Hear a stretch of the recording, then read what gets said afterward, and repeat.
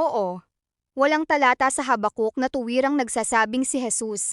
Ngunit may ilang pahayag na sa tradisyong Kristiyano ay nauunawaan bilang may kaugnayan sa Mesiyas at sa pananampalataya kay Kristo.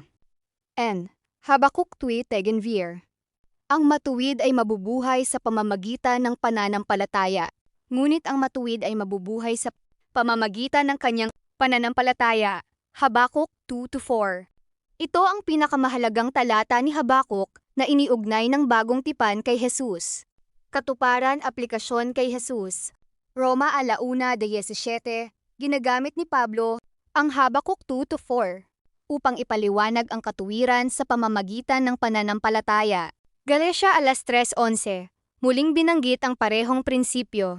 Hebreo 10:38, muling sinipi ang Habakuk 2-4.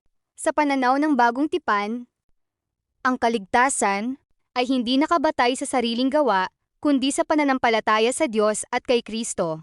Pangalawa, Habakuk 3-13. Pagliligtas ng bayan ng Diyos. Ikaw ay lumabas upang iligtas ang iyong bayan, upang iligtas ang iyong pinahiran.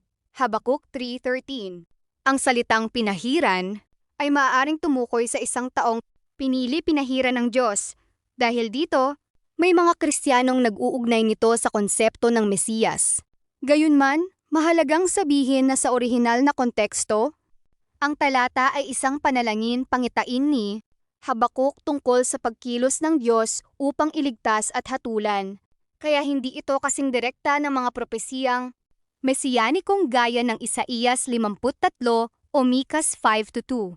Pangatlo, Habakuk 3-17-18, kagalakan sa tagapagligtas. Gayunmay magagalak ako sa Panginoon. Ako'y magagalak sa Diyos ng aking kaligtasan. Habakuk 3-18. Ito ay hindi direktang hula tungkol kay Jesus, ngunit napakahalaga sa pananampalatayang Kristiyano. Ang Diyos ang tagapagligtas. At sa bagong tipan ang kaligtasang ito ay ipinahayag kay Jesus Cristo, Tito 2:13. 2 Timoteo 1:10. Buod. Habakuk. Kaugnayan kay Jesus. Habakuk 2 Tegenvier. Pananampalataya. Roma 1 minuto at 17 segundo. Galatia 3:1. Hebreo 10:38. Habakuk 3 Tegendertin. Ililigtas ang iyong bayan at iyong pinahiran. Habakuk 3:18. Diyos ng kaligtasan. Tema ng kaligtasan na ganap na ipinahayag kay Kristo. Pinakamalinaw na koneksyon kay Jesus. Habakuk 2-4.